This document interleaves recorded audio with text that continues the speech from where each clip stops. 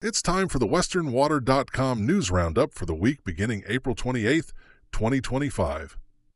Let's dive into this week's top stories shaping the water landscape across the Colorado River Basin and beyond. Utah Governor Spencer Cox has issued a state of emergency in 17 counties due to worsening drought conditions. While northern Utah's snowpack peaked at average levels this year, southern regions saw only 44% of normal accumulation. Compounding the situation, statewide winter temperatures were 2 degrees above average. Reservoirs remain 84% full, offering some buffer, but officials caution that drought conditions can change rapidly. Joel Ferry of the Utah Department of Natural Resources emphasized the importance of planning ahead and urged all residents and sectors to reduce water use immediately.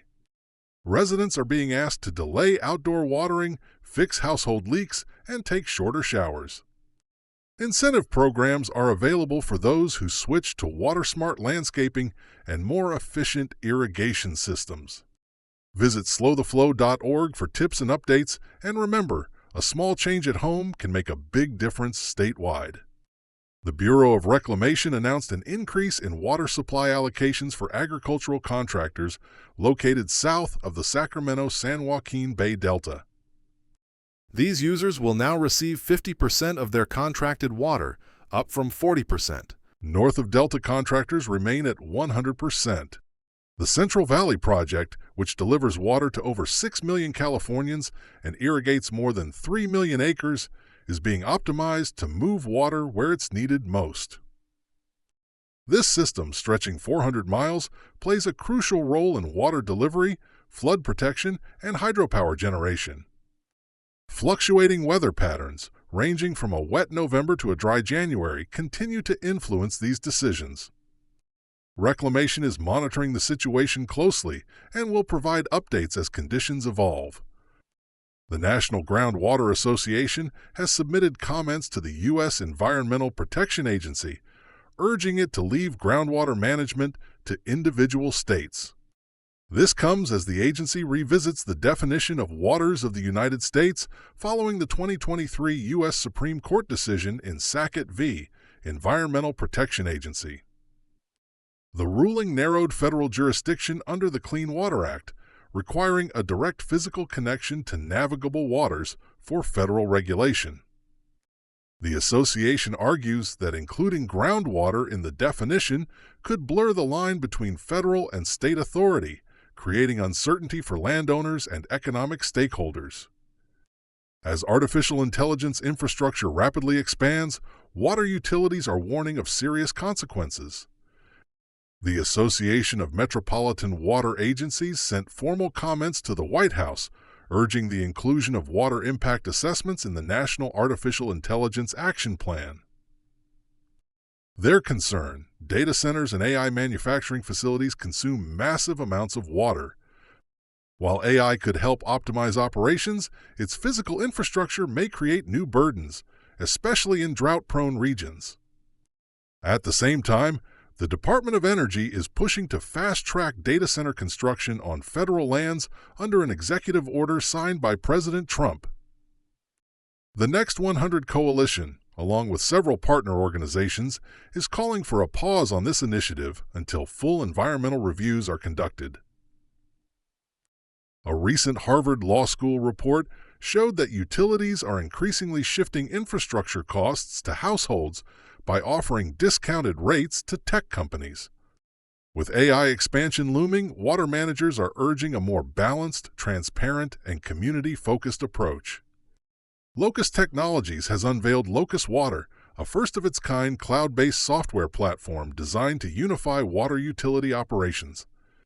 The platform integrates 8 tools covering everything from drinking water compliance and backflow prevention to stormwater inspections and watershed maintenance. A newly updated report from the Congressional Research Service provides a clear overview of the Colorado River's legal, environmental, and operational challenges. The river's average flow since 2000 has dropped to about 12.5 million acre-feet, far below the 16.4 million acre-feet assumed in historic compacts. Lake Mead and Lake Powell, the two largest reservoirs, have seen alarming declines. The report reviews key legal frameworks, including the 1922 Compact and the 1944 U.S.-Mexico Treaty, and outlines federal efforts such as the 2007 Interim Guidelines and the 2019 Drought Contingency Plans. Looking forward, a 2023 Lower Basin Conservation Proposal seeks to save 3 million acre-feet by 2026, but no long-term consensus has yet been reached. Congress may soon face pressure to revisit water laws, support tribal water settlements, and invest in expanded infrastructure. You can read the full report at congress.gov. During a Senate Energy and Natural Resources Committee hearing, Arizona Senator Ruben Gallego called on the Department of the Interior to release congressionally approved drought relief funds currently stalled at the Bureau of Reclamation.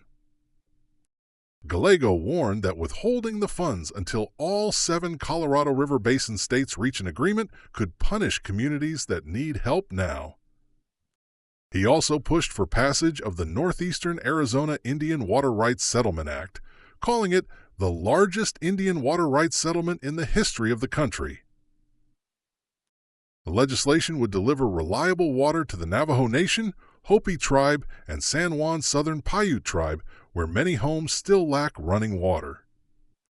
In addition, Gallego spoke in support of preserving the boundaries of the Grand Canyon's newly designated national monument and encouraged Interior officials to explore small modular nuclear reactors to meet Arizona's growing energy demands.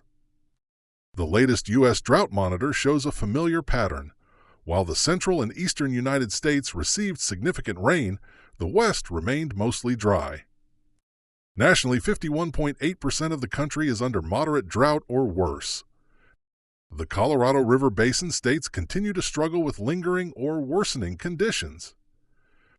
Arizona stayed dry, with drought conditions stable but likely to worsen with rising temperatures. California also saw no change, though southern and inland areas remained dry. Colorado experienced drought expansion in the southeast due to a dry week and low runoff. Nevada held steady, with no significant rain or improvement. New Mexico saw a sharp increase in extreme drought coverage, especially in the southern half of the state.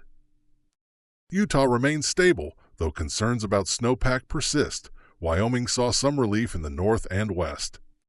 According to the Climate Prediction Center, upcoming rain is expected in the central and eastern U.S., but the Southwest may have to keep waiting. And that wraps up this week's roundup from westernwater.com. For full articles and new updates every weekday, visit our website. Don't forget to like, subscribe, and share. Thanks for watching, and stay waterwise.